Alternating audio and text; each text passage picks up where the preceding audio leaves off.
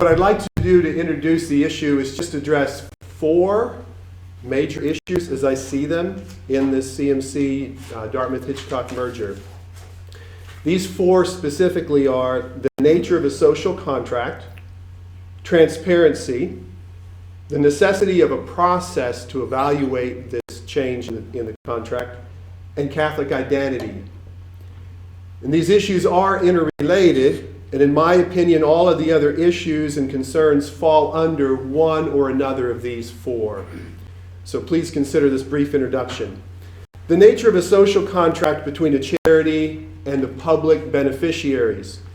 This applies both to Catholic Medical Center and to Dartmouth Hitchcock, and as explained by the Attorney General in his March 10, 1998 report on the Optima Merger, quote, "Traditionally, a trust is defined as a fiduciary relationship in which one person or entity manages property for the benefit of another person or entity, known as the beneficiary. Generally speaking, a charitable trust is a trust intended to benefit the community at large or some specified portion of that community. A charitable trust creates a social contract between the charity and the public beneficiaries. Courts have held that the assets of a charitable corporation are impressed with a charitable trust that restricts the use of the assets to the defined purposes of the corporation. Profits, and he has that in quotations, of a charitable corporation must be applied in strict conformity with the stated charitable objects and purposes," close quote. Basically what he's saying is that in a charitable trust, the purpose of the entity, in this case it would be Catholic Medical Center and also Dartmouth Hitchcock, because it's also a charitable trust, have an obligation to pursue their mission in conformity and their activities in conformity with how their patrons and donors see them in that mission. That's very critical, because that's what sets up the trust.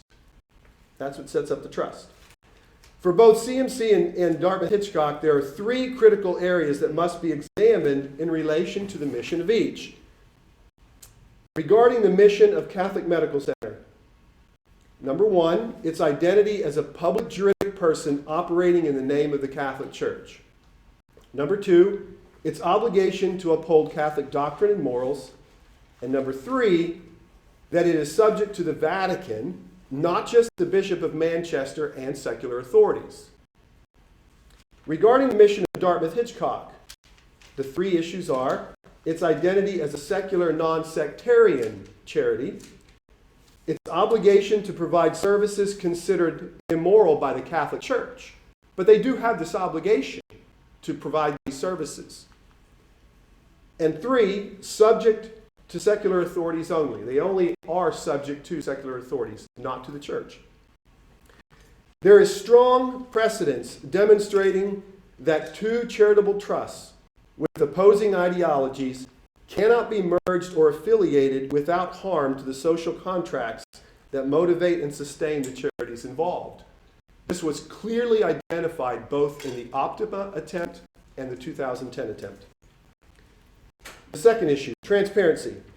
Because a charitable trust operates within a social contract with its donors and patrons, it is crucial that full and proper transparency with donors and patrons guide its operations. Without that transparency, the necessary trust that underpins the relationship of that social contract is destroyed. The 1998 Optima merger and the 2010, I'm sorry, I kind of got into my Boston accent there. The 1998 Optima merger and the 2010 attempted CMC-DHH merger was plagued with transparency issues. That plague seems to be continuing to this day. There are 4 points to that. Number one, the opinion of the CMC canon lawyer is considered confidential by the CMC board. This disallows a full and frank public discussion with patrons and donors on the board of directors' understanding of Catholic identity and its intentions to protect it. Now we know what many of its patrons and donors believe. What does the board of directors believe? Number two, The full opinion on the moral and ethical obligations of CMC has not been published. This also disallows a full and frank discussion on the moral and ethical issues. Number 3, in the previous merger attempts, these same presentations were held confidential, even after repeated attempts to obtain them and discuss about them. Actually, in the 2010 merger, it devolved into an ad hominem attack on those of us trying to discuss those issues. Number 4, a reasonable person would ask, why is CMC afraid to present the canon law and theological evaluations it received on the matter? There is widespread perception in today's culture that when church authorities use secrecy to hide the nature of their dealings from the public, that bad things are happening. That same secrecy is taking place with the CMC-DHH merger, and people should be wondering why. What do they have to hide? Third point, the necessary process or a perfunctory process. During the 2009-2010 review of the potential merger, material evidence was provided to the state of New Hampshire demonstrating that DHH and CMC had already engaged in a variety of activities that should have resulted from the legal merger or affiliation. In other words, there was a false start. That process of integration and affiliation without oversight by the Attorney General began around 2005. After the failed merger attempt in 2010, there is no evidence to show that those activities subsided appropriately, despite an investigation by the Attorney General into potential violations of fiduciary duty by the then President and CEO of CMC. There is a strong appearance that violations of the social contract held between CMC and its donors and patrons was violated in the past and is being violated now in this current process.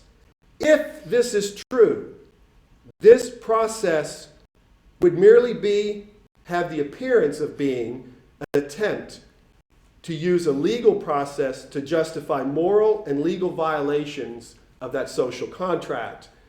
The lack of transparency raises significant alarm bells that should be heard. Number 4, Catholic identity. An underlying issue related to all of these issues is the unique identity of CMC as a Catholic hospital. Now, this identity is compounded by its nature as a public juridic person with all the obligations and rights associated with that status.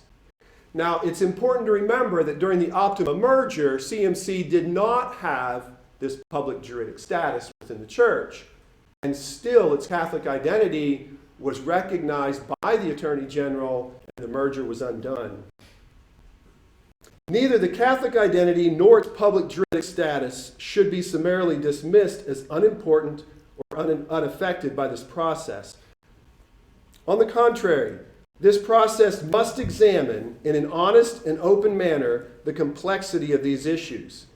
In fact, because of the practical reality associated with Catholic identity, Planned Parenthood and New Hampshire Right to Life made a joint statement against the 2010 merger attempt. These realities have not changed. Entities with opposing views on life issues understood this in 2010. The Attorney General understood it in 1998 and in 2010. The ideologies of the two hospital systems cannot be reconciled without harm to the social contract that each hospital has with its donors and patrons. It would be kind of like Donald Trump being elected as the chair of the Democratic National Committee.